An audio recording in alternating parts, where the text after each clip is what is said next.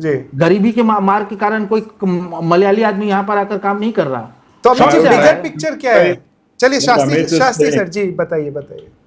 Yeah, see, I have been to Kerala, and what he says is correct. Kerala is not only full of Malayalis, okay? There is a huge percentage, and it may be even 20% of migrant labor from 9 states in India. Why have people gone to Kerala from Bihar, from UP? Even from Tamil Nadu and Karnataka, there are a few people. There are people from former President Pranab Mukherjee's constituency of Murshidabad. There are lakhs of Kerala migrants migrants from 8 Hindi and Eastern states in Kerala. They have all voted for the Kerala parties and the Kerala forces. Okay, the Congress is a part of Kerala. Both coalitions have divided constituencies between themselves.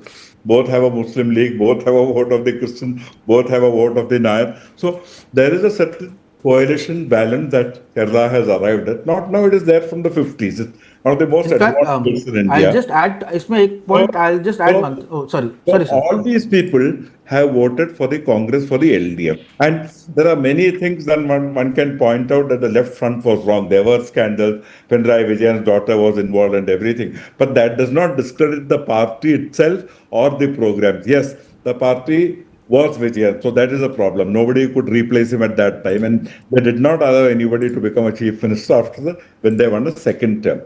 But there is one remark from Pinarayi Vijayan in the last election, which I think is relevant even today in the context of what Amit Kumar said. Somebody asked him, how did the BJP win one panchayat, village panchayat? So he said, no, we will educate them. And second thing, people have been pointing out, there is a joke that Kerala has 94% literacy. So they say, okay, BJP has 6% vote share. So you can come to your own. That's what it means. I'll just add one point to this. So in 2020 में ना हम लोग Covid के time जब worker movement हो रहा था ना, पूरा देश उथल-पुथल हो रहा था, तो उस वक्त मैंने एक वेबसाइट के लिए स्टोरी करी थी। तो उसमें मैंने केरला के ऊपर काम किया था और एक बिहारी परिवार से बात किया था जो त्रिवेंद्रम में रहते थे। उन्होंने कहा कि मैंने पूछा कि क्या हालात है, तो बोला हालात तो ठीक नहीं, नौकरी अभी नहीं है, काम वाम नहीं है, तो बोला वापस जाओगे? तो बोलता कोई चांस ही नहीं वापस जाएंगे। बोले क्यों? बोला देखिए, बोला कि मैं कारपेंटर का काम करता हूँ। बोला कारपेंटर का काम करता हूँ, मेरे को दिन का 850 रुपये मिलता है। बोलता है 26 दिन मिनिमम काम मिलता है, यानी 17,000 से ऊपर महीना कमाता हूँ। और दूसरा बात बोला कि सर बुरा मत मानिएगा, लेकिन केरला त्रिवेंद्रम में मेरा बच्चा जो गवर्नमेंट स्कूल में जा रहा है वो पटना का प्राइवेट स्कूल से ज्यादा अच्छा है। The last year's toppers of school exams from Kerala. And now, in fact, if I'm not wrong, they learned is not Bengali but Malayalam, and they public school exam. वो 2 साल पहले भी I think जो top किया था Malayalam board में, जो Malayalam subject में टॉपर था, वो बिहारी बच्चा था। देखिए माइग्रेंट पॉपुलेशन क्या होता है? आप मैं सब माइग्रेंट पॉपुलेशन है ना, हम तीनों तो बोकारो वाले हैं। माइग्रेंट पॉपुलेशन को अपॉर्चुनिटी मिल जाए तो जो किसी के लिए लैडर होता है वो दूसरे के लिए ट्रैम्पोलिन बन जाता है। एस्पिरेशनल। अब वो बिहारी जो केरला में है, Indian economic framework, it would probably rank in its social development indices along with Norway, Sweden, and these Nordic countries. Exactly. Back down because of the economy in which it's trapped. Same thing in Tamil Nadu. See, there's a difference between the outsiders or the people in Tamil Nadu and Bangalore and Kerala. In Kerala, they are part of the scenario. Okay, they have job and higher wages for people, even unskilled labor. This has not led to food inflation or food costs rising, and food costs are low in Karnataka, Tamil Nadu, and Kerala, and all these places. In Tamil Nadu also, development, as I said earlier, has not been an issue. But coming back to this, the most important thing we have to look at in electoral terms in Tamil Nadu is the TVK is just 7 or 8 seats short in terms of leads of getting a clear majority. And the ADMK being the second one, actually the more seats the AIDMK has got, the lesser its chances of being with the government. Because it would be inconvenient for Vijay to have a party which has more than 50% of seats that he has, because they will push for numbers and so on, and they cannot afford to support him without a place in government. So the chatter that is gaining that he may turn to the Congress for support will have to watch very carefully, because that might be the next big development in Tamil Nadu. Vijay will form a government who will support him? So I'll just add one thing. See, अभी बात हो रही थी ना कि तमिलनाडु में तो फिल्मों और एक्टर्स का जो होता है इम्पैक्ट होता है. देखिए इम्पैक्ट होता भी है तो क्यों होता है ये भी तो समझना जरूरी नहीं है ना.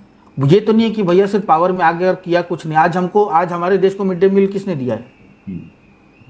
एमजीआर जी ने दिया. साउथ में भी किसने दिया? एमजीआर जी ने दिया, एमजी रामचंद्रन जी ने दिया. बिल्कुल जी. ये तस्वीरें जो चल रही हैं विजय की फैमिली के सीटी बजाकर वो स्वागत कर रहे हैं विजय की ऑलमोस्ट सर्टेन जीत को. और क्या सीटी उनका चुनावी सिंबल था क्या? उनके घर की वीडियो है ये. ये arrival of a new healthy narrative in politics that has been a lesson to people there. So people who don't like the DMK and the ADMK, they think probably Vijay will be less ideological and may have voted for him. All the people from the north who are there, who are very successful businessmen there, but they are a huge and influential population who have been right, Shastri ji. So era of Rajnikant has ended. Pardon? I think Rajnikant. Yeah, Rajnikant never dabbled so much. नहीं देखिए Kamal Hassan also. Nagendra जी देखिए ये generalisation हो जाएगा और ये over simplification. लेकिन एक तरीके से रजनीकांत नहीं देखिए ये ओवर सिंप्लीफिकेशन हो जाता. वही मैं बोल रहा हूँ कमल हासन भी तो पॉलिटिक्स में है ना जी.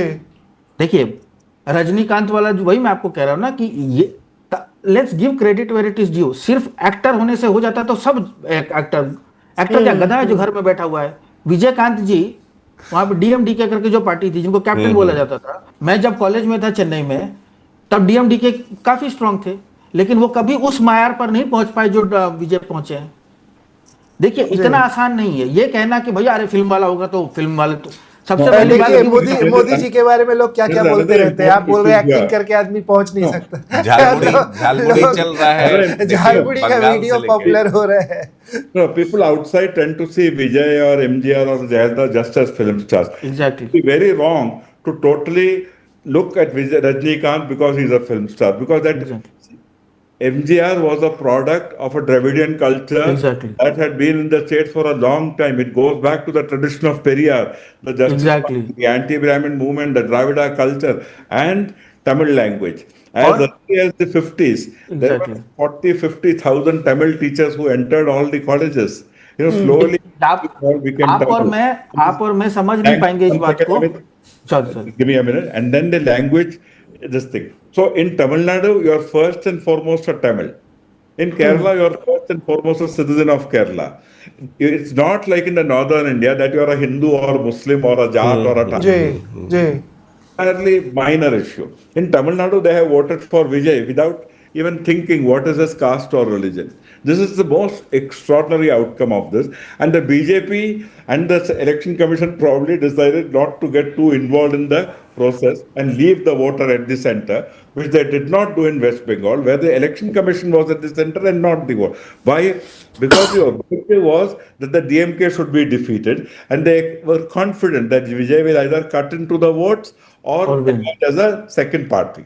So it was more or less left alone, and the DMK had the cadres to make sure that the SIR will not hurt their prospects.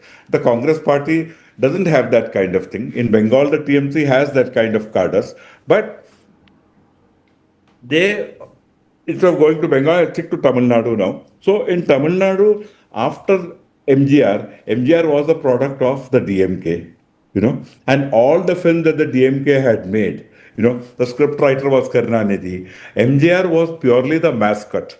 And it is later, with the political coaching of the Congress party and certain left leaders and the support of the CBI, which filed corruption cases against Karunanidhi, that he emerged on his own as a chief minister. And when he became the chief minister, he was always kind of submissive to the center. No matter which party was there, whether it was the Congress party, whether it was Janata party, or even the short-lived government of Charan Singh. They were totally submissive to the government of the center. His job was to survive in office as chief minister, which he did. And he did the bidding of the Congress party or the opposition party. That explains the ADMK. And Jayalalitha was already a star. She was seen as the legal heir and the emotional heir of MG. And I remember speaking to Dravida leaders, tall leaders of the Dravidian movement, when Jayalalitha was the chief minister. So one of them are having a conversation, should we go and do this? Party is not doing this for Tamil, should we not raise our voice? The Sri Lanka, they are doing this. And so one of the leaders who was a minister, I don't want to give his name, he said, we have all been reduced to submitting ourselves and prostrating before Jayalalitha. I think we should also rope in Ramaji for one final answer, and then we thank all the participants here. Ramaji. Yes, Shastriji, please. Every constituency, and it is the DK which decides, the Dravida Kazhagam, which was a non-parliamentary force, which way the wind will blow. So one important conclusion I would make from this election is that either the Dravida Kazhagam at the grassroots is split three ways, which is unlikely. It is probably split even now only two ways. One is in favor of TVK and the Vijay, and the other group is divided, maybe a little more or less, either of them, between the DMK and the ADMK. That is one conclusion. This needs to be explored and studied further. How we lead governance is another thing that will have to be watched, because he has no experience. But in Tamil Nadu, the bureaucracy has been most amenable to successive changes of government, not very much political in there, among at least the IAS officers and senior people and things like that. Although in the police force, there is a lot more political color to appointments. Right. Ramaji, very quickly, the numbers that we have here, TVK at 104. Yeah, I just want to, highlight something, that it's not literacy that is everything. Common sense also is one important thing. Okay. So, common sense, like missing in certain parts. Definitely in Kerala it's for sure. And somebody was telling that what is his name, Pinarayi Vijay, he needs to educate. I mean, then BJP will not come. That was the reasoning. Now I don't know who has to educate him for losing I think this is the first time since 1957 that Communist Party is losing in Kannur. Okay, first time. If my understanding is correct, this is the first. This is the first time, because the bastion of communist people, AKG and all those things, what you have got, AKG, Bhavan and everything. And second thing, the most literate state, what we say in Kerala, in Malappuram, they had put the Hamas leader actually was speaking against Mr. Modi, okay, our Prime Minister, and said Hindutva is not good, Modi is, so you please kick him out. So any Indian, whether you may like Modi or whether you don't like Modi, but has got to have that much of sense of proportion that a Hamas leader cannot speak like this, and that is live telecast. It's being done in Malappuram, and translation is going on. Okay, with two big LCDs. So with this kind of literacy, I don't know whether it is a literate state or which is. I just leave it to the audience to understand what is literacy then. Shastri sir, would you like to respond to it? Freedom of expression, they call it. No, my experience is that actually when people come from the north to Kerala, they say, what is this? A Hindu fellow is married to Muslim, this Muslim and Christian are married. At a social level, at a community level, these divisions are not there, first.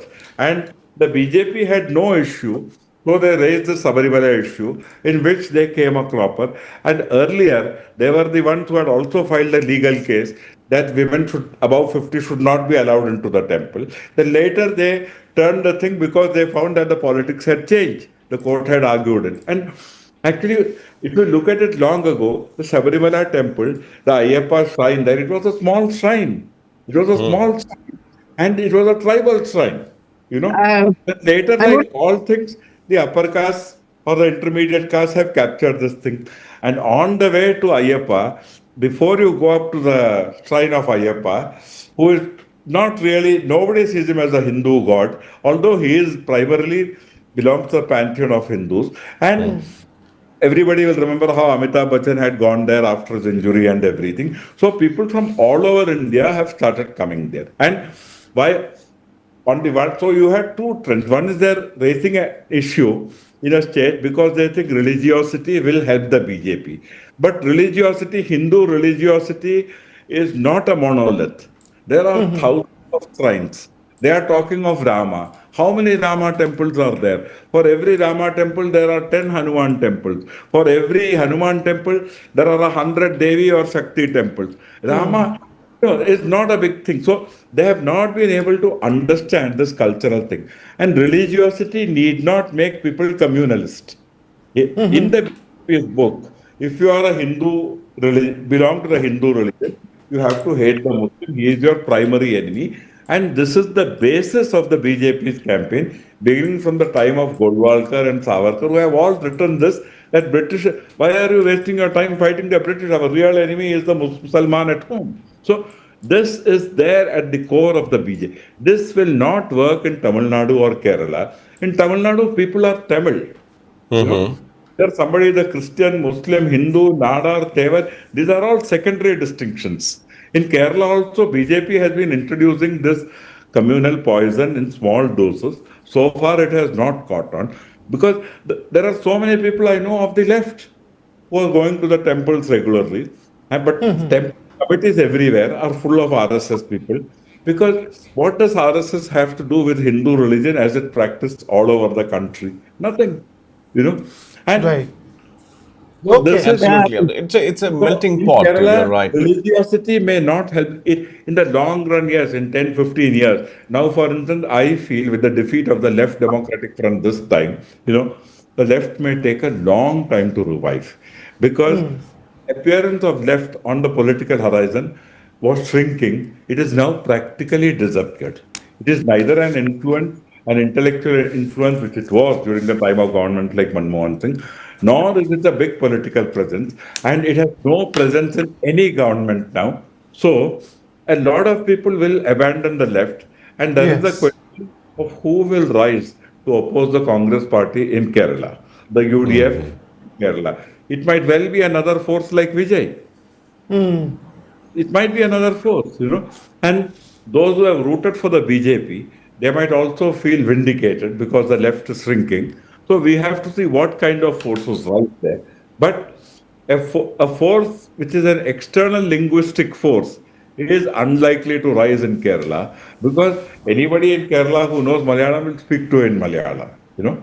And BJP's campaign has hurt a lot of people. It not only affected our foreign affairs, but also sentiments in Kerala. When a prime minister goes there on the eve of an Africa summit and say Kerala is Somalia, what does it say about the central government and the ruling party at the center? So these kind of things hurt all people from Kerala. It transcends party divisions, you know. Right. बिल्कुल और देखिए the comments that are coming on the live broadcast that we are beaming on. Amit, I'm coming to you. I'll have to log your. I just wanted to make a comment. You know, can I do that? Yeah, Yes, please. In fact, ma'am, some people have taken up on the statement that you made that high education, low BJP support in Kerala. People are actually responding with this comment that you made. Yes, please go ahead. No, I just wanted to say that they say that RSS has nothing to do with. I mean, what has RSS got to do with Hindus going to temple or whatever it is? Then what has got the left to do with the Hindus going to temple or Sabarimala or ladies should not go? Who are they to say that? If they are atheists, the left is an atheist party. That's what they claim. Recently, in the last 10 years, they have been posterizing Vivekananda to get votes. That's a different thing. I don't understand why they brought Vivekananda. That they were against Vivekananda, they were against Gandhi, they were against everyone. Okay, they were only pro Marx and pro Stalin and pro Mao. Okay, and so when what right they have got to say that Hindu women should not go after 50 or go before whatever it is. Why don't they interfere with other religious people? What they should be doing? And Keralite is the first Keralite. Tamilian is the first Tamilian. They say people say like that there is no community, there is no religion. Why? Because the Hindus are, you know, they are very welcoming. They don't interfere much into it, and also the fact that the conversion is taking place at a very good rate. So they don't have to bother. You know, the other religions, they don't have to bother. So you can always say that I'm first a Tamilian and then that, then this and all those things. But what is actually happening in the coastal regions of Kerala and in Tamil Nadu, that is for people who live here, we know that one. What is happening? Well, you may convert. But what is the point is, it's not BJP who is trying to take advantage. It is the other parties who have been taking advantage for so many years. And that is the very reason why BJP has come into the picture in India. You know, that the appeasement, the minority or whatever you may say, the appeasement, this has given birth to both RSS and both BJP, actually. So it is, when they question, what the RSS has got to do with women not going after 50 or BJP gave. It's not the BJP alone which has given the case. It is also the other people who are interested. It is in India, it is a tradition in Kerala that 10 to 15 years women don't enter Sabrimala. So why have the Communist Party to interfere in this? If they are an atheist, they should not be interfering. Why don't they say that the Muslim women should not wear a burqa? They are not getting into that space. Why are they including Shastri sir, would you like Hindu to respond religion? to ma'am? What she's saying, I hope you must have heard it. I think in Tamil Nadu and Kerala, to some extent, she is right that people have rejected any role for political parties in religion. Okay? The people's Tamil Nadu is perhaps the most religious state. And you can see the temple attendance there. But this has not hurt the prospect of the DMK or the ADMK. You see, you look at the DMK, they have been sweeping Chennai, where you have the most urban religious population.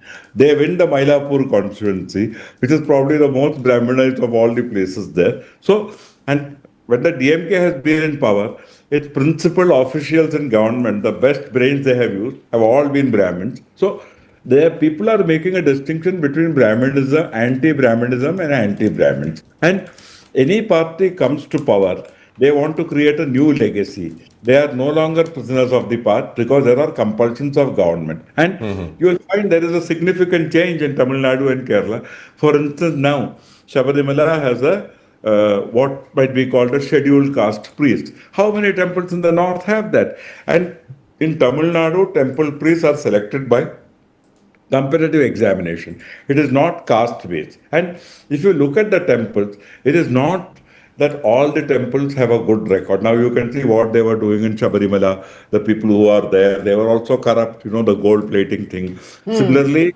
there has been a case, if you look at the Chidambaram temple where I have been there, for generations, they have been intermarrying and everything just to keep the gold within the temple. So, and governments have been, in Tamil Nadu, the temples are under the government. There is a Hindu religious and charitable endowment. Okay, this has not interfered in any way the religious practices of the people. It is only administering the temples. And of course, people are saying, why should temples be under the government? I totally agree. Government should not have any connection with temples. But for this, the example has to be set at the top. If the Prime Minister himself feels that the government has to pay for the temples in Ayodhya and Varanasi, why is the money of states with higher GDP from the south being poured into a black hole like UP, where the money is used not for development, but for temples? Like the Sikhs, they refuse to accept a single paisa from anybody to build a temple there. And in Tamil Nadu or Kerala, how much money does the government spend on the temple? The interference by government in temple, and it is interference whether they build temples or they interfere with worship. The largest interference with temples has been in the north. And in Tamil Nadu, the temples were managed by the government even during British time.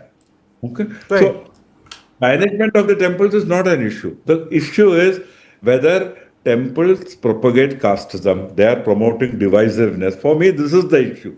I will be guided strictly by the Constitution. We have to see who is guided by the Constitution. It is not left or right, communists or non-communists. We have, for the most sacred document in politics and the conduct of governance should be the Constitution.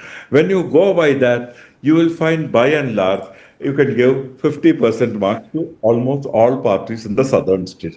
For instance, in Karnataka, the BJP in Karnataka is very different from the BJP in the north.